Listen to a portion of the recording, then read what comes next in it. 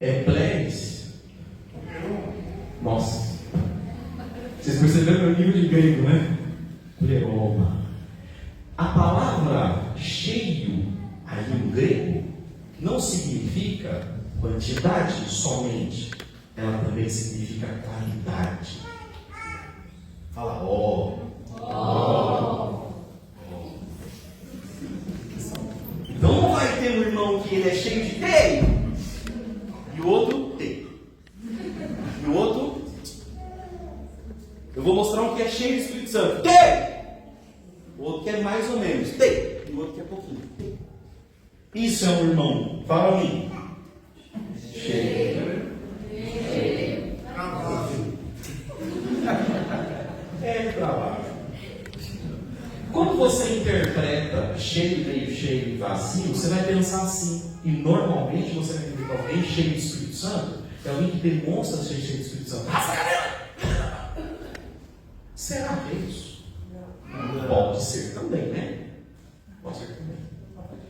Mas a Midian deu para a gente que eles precisavam escolher homens cheios de sabedoria e que também fossem cheios do Espírito Santo. Para um?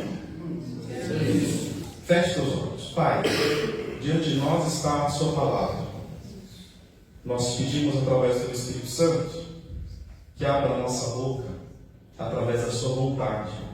Abra o nosso coração, nos torne humilde para ouvir a tua palavra também. Tira de nós o medo, receio, insegurança. E por misericórdia nos encha do teu Espírito Santo, mas nos encha mesmo, Pai. Nós estamos vazios de nós mesmos, porque nós queremos ser tomados pelo seu Espírito. E nós queremos andar com o Espírito Santo. Nós queremos que Ele domine sobre nós e sobre as nossas vontades. Pai, que seja Tu em nós e não nós em nós mesmos. É que nós pedimos no nome poderoso e santo de Jesus. Amém. A igreja começa em Jesus ali, né? Jesus, ele traz uma boa nova, boa notícia. Todo mundo aqui conhece o Evangelho? Pode falar assim? Sim. Você sentiu firmeza, Luiz? Mais ou menos. Você sentiu firmeza aqui? Todo mundo aqui conhece o Evangelho? Sim. Glória a Deus. Jesus trouxe o Evangelho, uma boa notícia. E quando Jesus traz essa boa notícia, as pessoas começaram a ouvir essa boa notícia. E ouvindo essa boa notícia, a igreja cresce ou diminui? Cresce. A igreja começa a crescer. E quando alguma coisa cresce, começa a dar problema ou fica bom? Mas não fica bom a igreja cheia? É cheio de problema. Cheia de problema. É bom a igreja cheia, mas a igreja cheia é cheia de problema. E a igreja ela começa a crescer. E sabe o problema dos problemas? É que nesse crescimento da igreja não se crescia somente para os judeus. Jesus ele nasceu judeu. Jesus nasceu? Judeu. Cresceu? Judeu. Morreu? Judeu. Qual que era a igreja de Jesus que ele congregava? Recebeu. Qual a igreja que Jesus congregava, irmãos? Nenhuma. A igreja que os apóstolos congregavam? Qual a placa? Terra. Se você chegar, eu falo isso sempre, mas sempre vou repetir até a nossa igreja estiver consolidada. Se você chegasse para o apóstolo Pedro e falasse assim, vamos congregar, o que ele ia falar? Volte. Se ele fosse de Pernambuco, ele ia falar, volte. Se ele fosse mineiro, ele ia falar, olha, o que é congregar? Se você chegasse para Pedro, para o apóstolo Paulo e falasse assim, vamos para a igreja, ele ia falar, oxe, igreja é um lugar? Não. Tudo isso é coisa nossa. Esse trem tudo de CNPJ, tudo isso aí é invenção nossa, tá? Deus é um trem muito maior que isso aí. É que essas coisas caem no nosso coração e a gente ficou tão perdido. Deu um bug na gente, não deu? A gente não sabe. Sem igreja a gente vai estar sem chão, né? Parece que a gente perde tudo, é um trem estranho. Mas a gente inventou isso aí, se lascou com isso aí, não é? Se lascou. Só que a igreja crescia. E a igreja ficou tão feliz que eles começaram a ter um monte de viúvas. Sabe como é que as mulheres eram tratadas antigamente? Grande parte das mulheres não eram nem alfabetizadas. As mulheres, muitas delas, não todas, mas muitas delas eram pobres. Era o marido que sustentava mesmo, e ela muitas vezes não tinha nem lugar de fala na sociedade. Era uma sociedade patriarcal e machista ao quadrado. Imagine então uma viúva. As viúvas sofreram ainda mais. E nesse cenário terrível, os irmãos se juntaram e falaram o seguinte: vamos juntar todo mundo aqui e dividir os nossos bens e começar a repartir com os pobres. Está todo mundo me acompanhando? Sim. Aí eu vou ler o versículo 1. Naqueles dias, aumentando, então no capítulo 6. Naqueles dias, aumentando o número dos discípulos, houve murmuração. Repete para mim: houve murmuração. Pode ser que na sua Bíblia esteja uma outra palavra. Na minha está murmuração. Nós tem alguma palavra diferente? Reclamação. Alguma palavra diferente aí? Ótimo. Então aqui está assim, ó. Naqueles dias, aumentando o número dos discípulos, houve grande murmuração. Uma coisa que cresce, parece que é bom. Se a igreja cresce, não é que está tudo bem, mas começou ali no meio murmuração dos helenistas contra os hebreus, porque as viúvas deles estavam sendo esquecidas na distribuição diária. O que estava acontecendo? Os mantimentos eram distribuídos entre eles. E as helenistas, quem são os helenistas? São os judeus que falavam grego. Eles falavam grego. E tinha outro grupo de lá que falava aramaico, hebraico, X. Aí as helenistas de fala grega, ficaram bravas que na distribuição da comida, elas estavam recebendo menos. E houve uma murmuração. Lembra que a murmuração é uma das filhas da inveja, da pregação sobre a inveja aqui? Sim. Eu invejo. Se o professor vai ir para o outro campo da inveja. Eu invejo quem está ganhando mais. E eu começo a murmurar. É a filha da inveja aparecendo.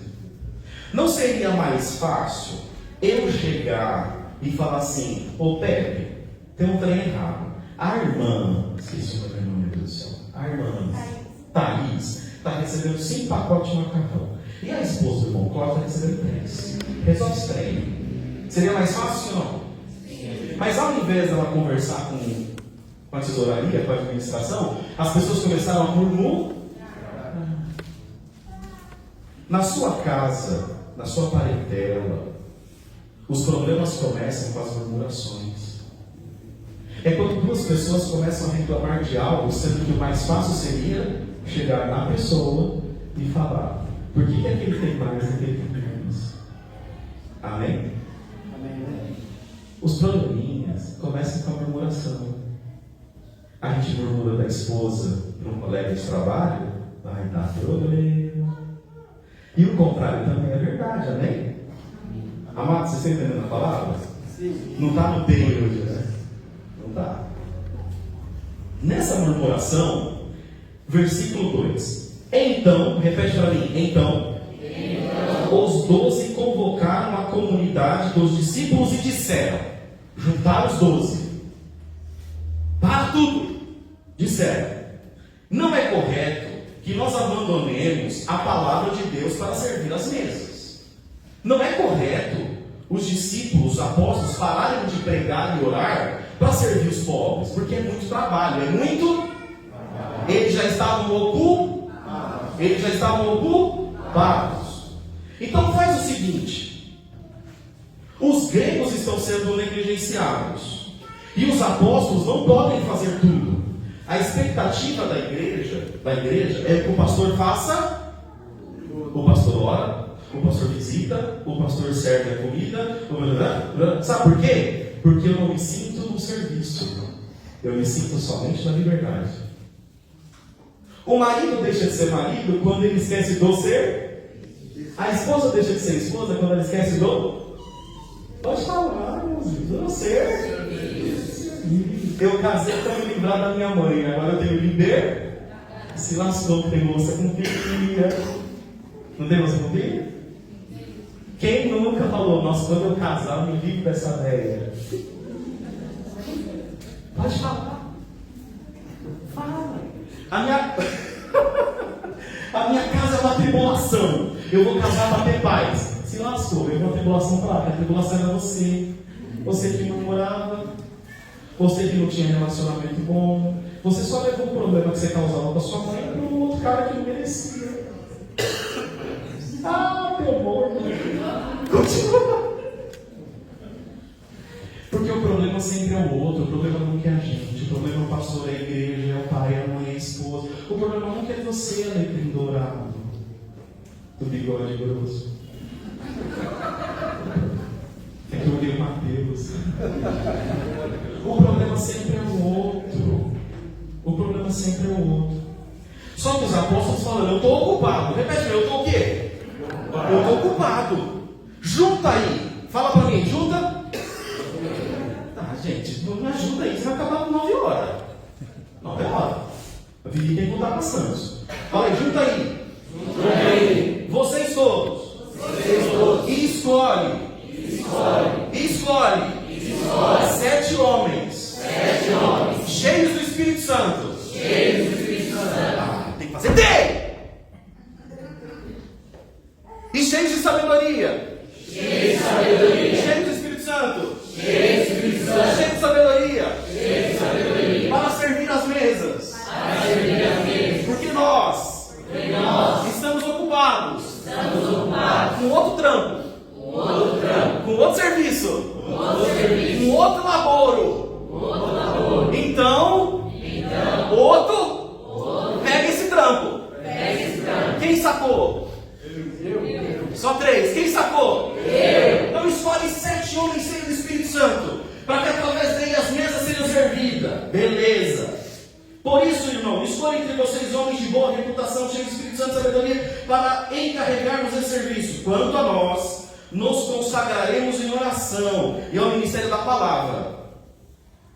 O parecer agradou a todos. O parecer agradou a todos. Todo mundo ficou feliz?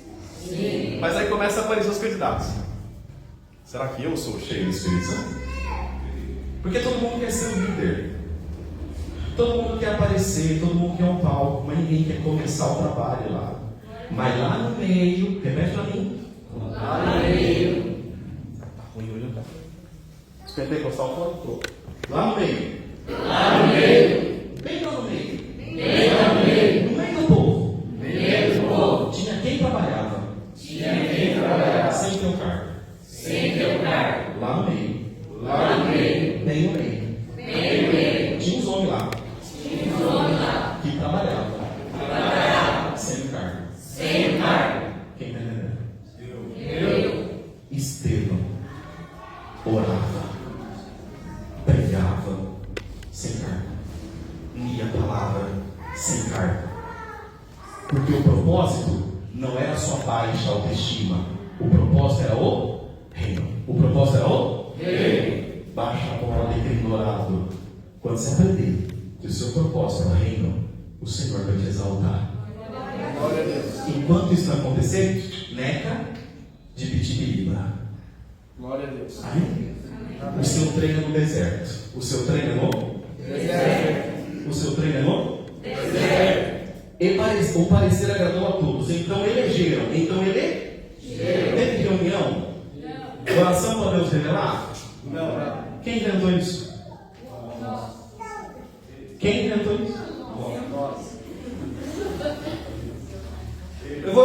Gente, eu estou no versículo 4, no versículo 5.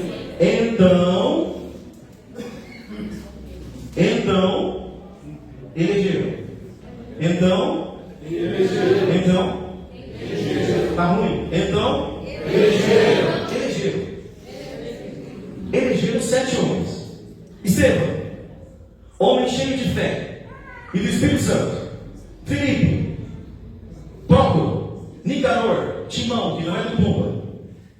Pármenas, em Nicolau, o prosélito de Antioquia. Ah, meu irmão. Quando a Bíblia dá esse detalhe, o prosélito, é que assim, esse cara era rebaixado na banca. Estevão, Nicolau, Felipe, e prosélito. Mas esse prosélito esquecido tinha sabedoria e era cheio do Espírito Santo. Deus não está com um compromisso com o nome, com grandeza, mas com quem é cheio do Espírito Santo no deserto.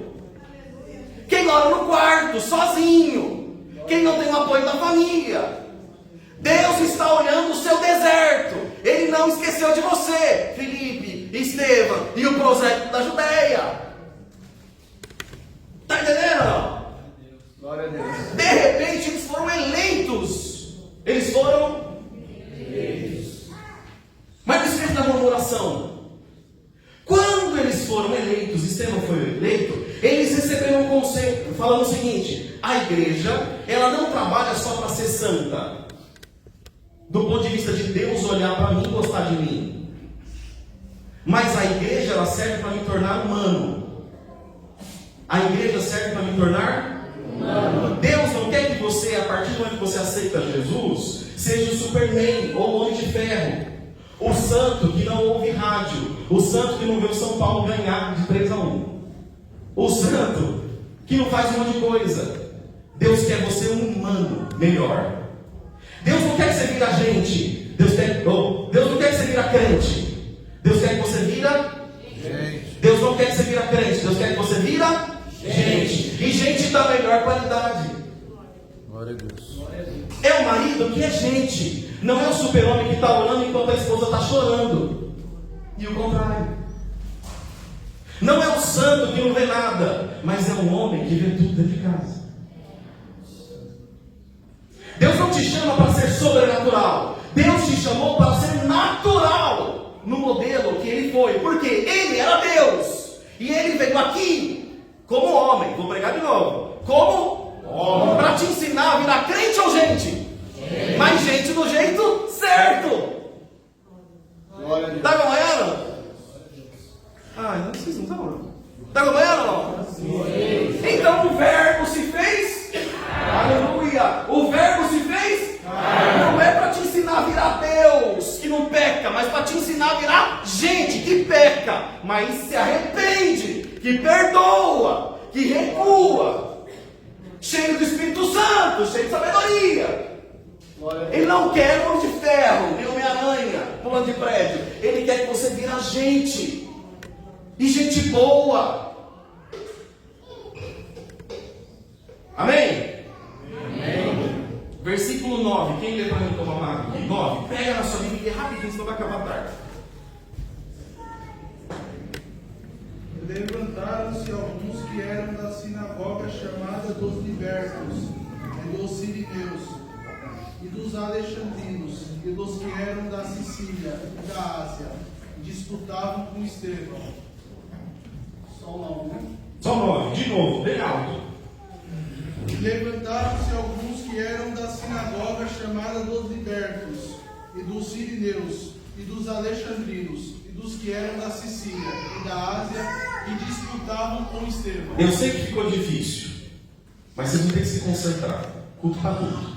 Levantaram alguns da sinagoga dos libertos. Na sua tradução está como? Libertino. E na outra? Homens livres. Ai, bênção. Homens livres. Fica com essa daí. Homens livres. Louvado seja Deus. Esses homens eram homens livres porque eles outrora eram escravos. E agora eles são livres. E eles ficaram muito pistola. Olha aqui, gente, não é daqui que vai ficar lindo agora. Não, é 9. Põe o 9 aqui. Vamos lá. Agora vai fluir com a graça. Então, alguns que eram da sinagoga chamados libertos, dos sirineus, dos alexandrinos e dos da Síria e da província da Ásia se levantaram e discutiram com Estevão. parou. Como diz o Romeu, parou. Discutiram com quem? Estevão. Ele não foi eleito? Espírito Santo? Sim. Cheio de sabedoria? Sim. Fazia milagre? Era bom para o povo? Suprir a necessidade do pobre? Mas tinha alguém que estava livre? Tinha alguém que estava? Tinha alguém que estava? Porque tem pessoas que se sentem libertos em Cristo para perseguir outros. Glória a Deus. Tem gente que quando entende a liberdade em Cristo, para de trabalhar para perseguir os Estevãos que estão trabalhando. Mas Deus te chama para uma liberdade que não é uma liberdade para ficar parado na sua casa, é para trabalhar. Se você diz que entendeu o Evangelho, está na sua casa parado, com medo do seu pai. Eu não vou falar do Evangelho. Meu pai, porque meu pai vai brigar comigo. Eu não vou falar do Evangelho. Minha mãe vai brigar comigo. Eu não vou pregar o Evangelho porque senão vai dar problema na minha casa. Eu não vou orar porque... Você está liberto, não está? Não, você está inerte, você está morto, parado. Você está na sinagoga dos libertos. Você é um escravo que é liberto, mas está perdido. Amém? Amém. Amém? Amém. Glória a Jesus. Glória a Deus. Glória a Jesus. Aleluia. O problema da liberdade é um problema sério. Porque quando foi assinada a lei lá da liberdade dos escravos, eles ficaram felizes muito, aqui no Brasil, né? Ficaram felizes. Abriram as portas das senzalas, das fazendas, das XPTO. Só que quando o escravo saiu da porteira, ele ia para onde? É uma liberdade tão liberta que ele não sabe para onde vai. Ô crente, tem crente perdido aqui? Jesus te encontrou. Você é um liberto que está liberto, que está tão liberto que está perdido. Mas hoje Deus vai te chamar da liberdade para começar a trabalhar. E o serviço vai te ocupar. Porque quando você trabalha pouco, o diabo usa a sua cabeça. Amém? Vamos trabalhar, gente? Eu quero ser um crente de casa que ora, mas não quero tocar, não quero cantar, não quero anunciar o evangelho, não quero trabalhar. Você é um liberto perseguindo Estevão que está trabalhando. Então você vai ver defeito em tudo, murmurador. Glória a Deus. Você vai murmurar que o piso da igreja está aqui, se você está aqui. Para de murmurar, crente! E vira gente. Amém? A liberdade em Cristo não é uma liberdade para nada. A liberdade em Cristo é uma liberdade para um serviço. Tem igreja, e eu não estou falando de nenhuma denominação específica, que você vai, é muito legal. Posso falar como é que é? Sim ou não? Sim. Você vai na igreja, aí você vai na igreja renascer. Aí você vai na renascer, você vai assistir o culto. Vamos falar da genuína que a gente gosta, né? Tá gravado aqui, a gente ama ver o pastor César pregar, né? Pentecostalzão, top, né? Aí a gente vai lá na genuína, que culto maravilhoso, né? Que maravilhoso, meu Deus. Vou para casa e como meu macarrão. Aí domingo que vem volta com que culto maravilhoso. Eu sou um liberto perdido. Porque eu vou para a igreja, eu não sou um teatro. A igreja virou um cinema. A igreja virou um passeio de domingo. Glória a Deus. Aleluia. Eu não participo do serviço da mesa. Mas precisa de igreja depois que entende o evangelho? Precisa de um monte de gente problemática junto para a gente aprender a virar gente. É o trompete que desafiou do lado do sax, que aí o irmão ficou bravo. Meu Deus, Deus te ama. Eu também. Deus está te chamando para um serviço de convívio. E você está colocando um monte de defeito, problema. Para, crente! Porque você está liberto. Você não nasceu na pequenininha, você está liberto, Deus. Eu sou livre. Eu sou tão livre que eu não estou fazendo nada. Você é um servo inútil. Corta essa, Mídias. Eu sou um servo inútil mesmo. Mas é de uma inutilidade da sinagoga do liberto. Mas Deus está te chamando para ser Estevão com coragem.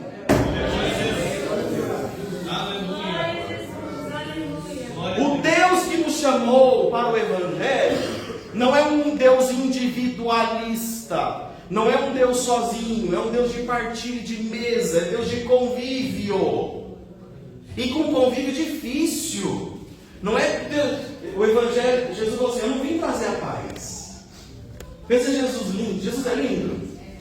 É lindo. Vamos falar aqui, até usou uma palavra. Jesus não é lindo? Sim.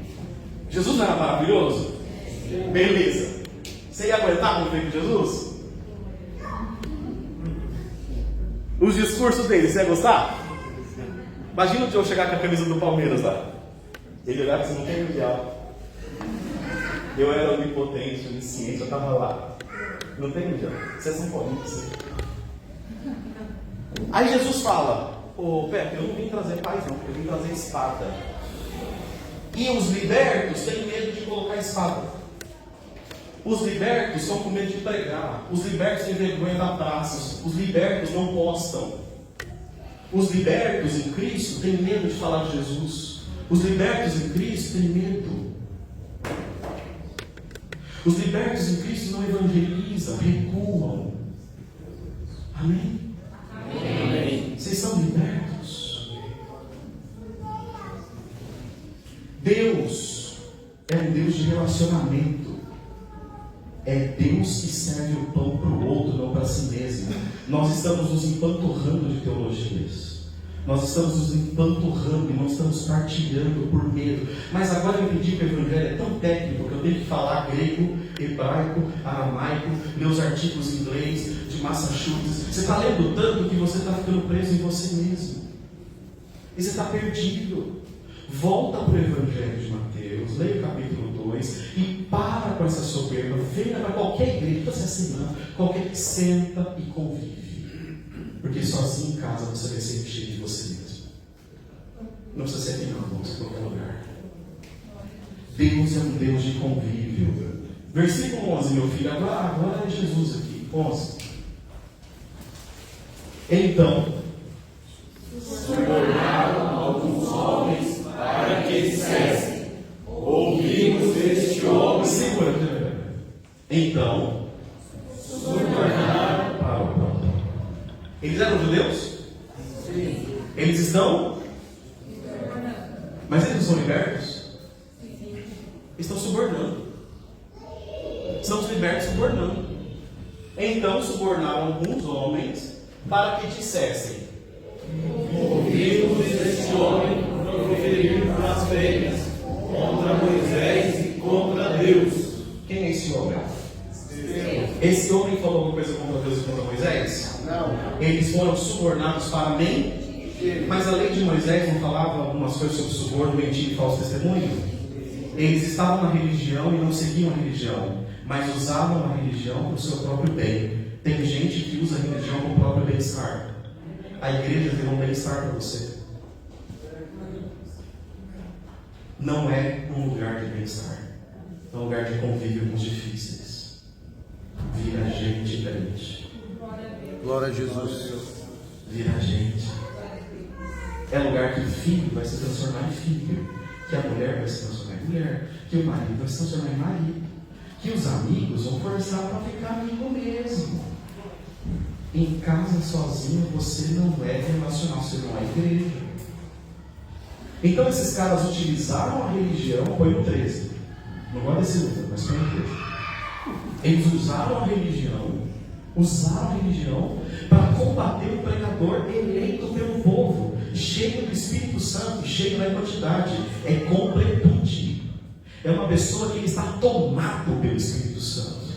E uma pessoa tomada pelo Espírito Santo, ela pode não falar línguas, ela pode não profetizar, mas é uma pessoa que quando chega exala paz. É uma pessoa que tem a capacidade de ouvir o outro até o final. Uma pessoa cheia do Espírito Santo vai ter domínio próprio. Uma pessoa cheia do Espírito Santo, ela vai ter a alegria da salvação dela. Uma pessoa cheia do Espírito Santo não está falando: eu sou cheio, eu conheço, eu sei. É uma pessoa que se silencia.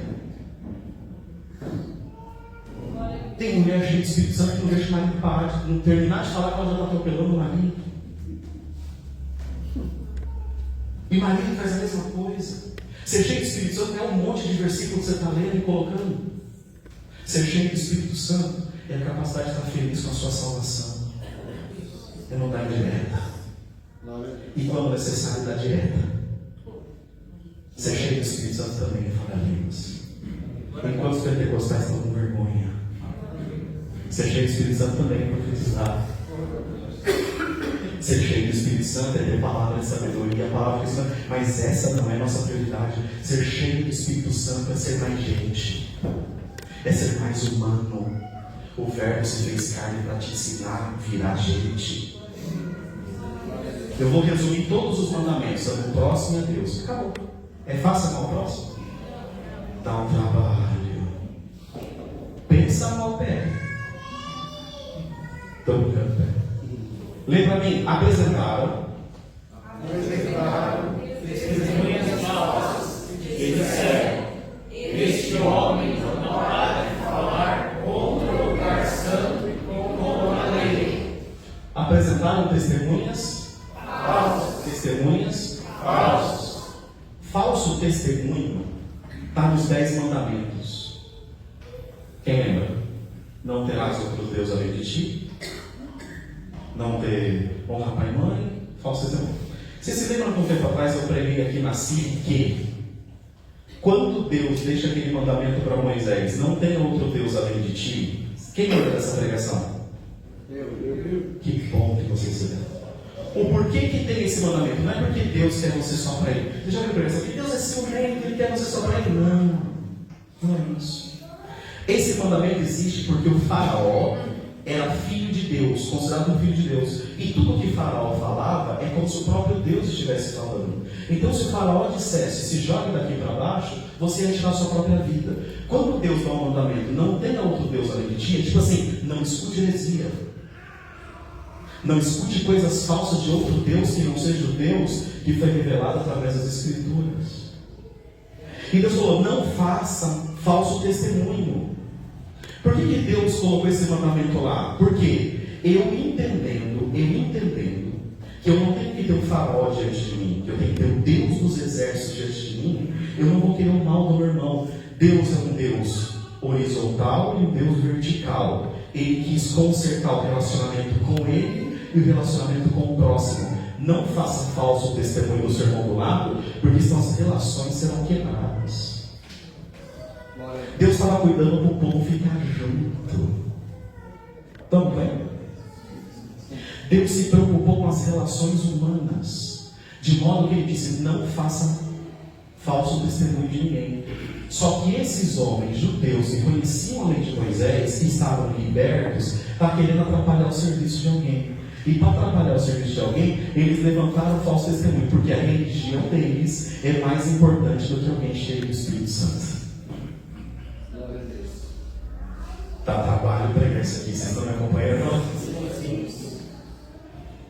Então, levantaram o falso testemunho, disseram coisas que não existia, falaram que estava contra a lei. Mas Jesus ele não condena o falso testemunho, mas pede que a nossa honestidade seja tal que não seja necessário nem fazermos um juramento. Quando fala assim, você não deve jurar nem pelo que está no céu nem embaixo da terra. Você já viu isso aqui? Quem já ouviu? Quem já ouviu isso aqui? Que a gente não pode fazer juramento. Sabe por que ele faz isso? Não jure em nome de Deus. A gente entende isso como uma regra. Então eu não posso jurar. Eu juro por Deus. Quem já se sentiu mal quando falou isso? Mas sabe o princípio disso? Não está acabando. Sabe o princípio disso, sim ou não? Pode falar não. Não. O princípio é, se você anda com a verdade, você não precisa jurar. Se você é uma pessoa verdadeira, você vai ser visto pela sociedade como uma pessoa verdadeira. Mas se você é uma pessoa exagerada, as pessoas sempre vão achar que você está exagerando. Então quando você fala, você fala, eu juro por Deus que é verdade. Mas Jesus não está falando que vai te pôr no inferno que você está jurando. Está falando que você é visto de forma distorcida. Se você é uma pessoa que diz a verdade, não jureis em nome de Deus, é porque não precisa nas relações. Na relação da igreja, espera-se verdade. Na relação em família, espera a verdade. Mas eu oculto a minha verdade porque no trono do meu coração está sentado eu mesmo. Então eu não tenho nem compaixão. Você não tem compaixão nem do teu marido, nem da tua esposa. Você não tem misericórdia dos seus filhos. Porque você está entronizado dentro de você. E nós temos a capacidade de levantar falso testemunho para todo lado. Sim ou não? Até no trabalho. Está pesado, irmãos? Só um pouquinho, por favor. Só que, terminando aqui, eu estou resumindo de novo. Estevão foi levado e foi liberto? Não. Estevão foi morto. Ele foi apedrejado e morto porque mentiram a respeito dele. Mas ele foi apedrejado e morto sendo um homem cheio de sabedoria e cheio de Espírito Santo. Nós estamos aprendendo nas igrejas que homens cheios do Espírito Santo e cheios de Deus não podem passar tristeza. Estevão foi morto.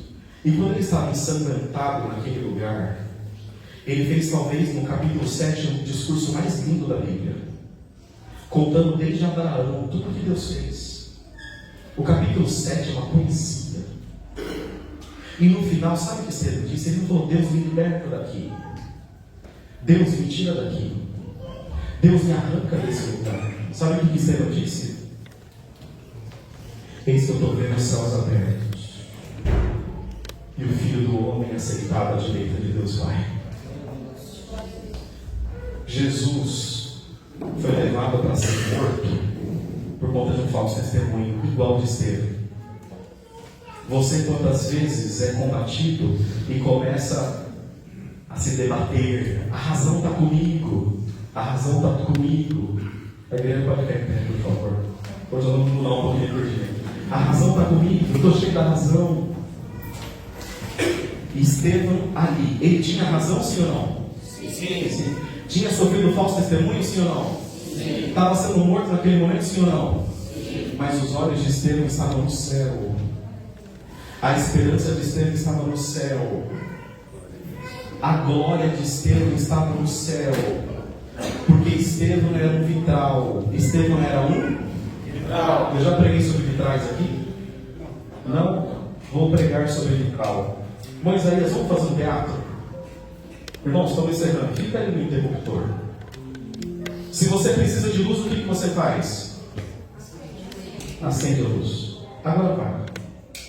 E se fosse dia, você está com uma cortina fechada ali, você precisa de luz, você liga aqui ou abre a cortina? Para a luz entrar pela? Vamos chamar a janela de vitral? Para entrar pelo? Lâmpada tem luz? Sim ou não? Tem luz agora? Não. Porque a lâmpada não tem poder sobre a luz. A janela não tem poder sobre a luz. Quem está comigo, diga eu. A janela não tem poder sobre a luz. A lâmpada não tem poder sobre a luz. Mas ali é um vitral que reflete, acende. Aqui é um vitral que reflete. Quando Deus diz seja a luz do mundo, não é porque você tem luz, é porque você é um vitral do céu. Você é um vitral do céu. O que está passando por esses vitrais aqui? Perdão? Glória a Deus. Amor? Glória a Jesus. Longanimidade? Você se diz tão crente? Aleluia. Você se diz tão fervoroso? Você se diz tão cheio do Espírito Santo? O que está passando por esse vitral? Você está falando alto com a tua mulher, falando alto com o teu marido, alto com os teus filhos, perdendo o controle. Glória a Deus. O que está passando por esse vitral? Nós somos vitrais do Evangelho. Glória a Deus. O que está passando? Apaga. A luz não é tua, o brilho não é teu, mas ide por todo mundo pregar o Evangelho. Quando você prega, acende Isaías. Não é a luz da lâmpada, porque ela sozinha não produz. Jesus está te convocando, mesmo como Estevão, morto, apedrejado. A Bíblia diz que o rosto dele, aleluia, o rosto de Moisés resplandecia, aleluia. É na tua dor, é na tua tristeza, é na tua angústia, é na tua tribulação que nós saberemos que vitral você é. Glória a Deus. Quem está disposto a largar a liberdade para começar no serviço? Glória a Jesus. Glória a Deus. Aleluia. Vamos orar? Glória a Vamos Deus.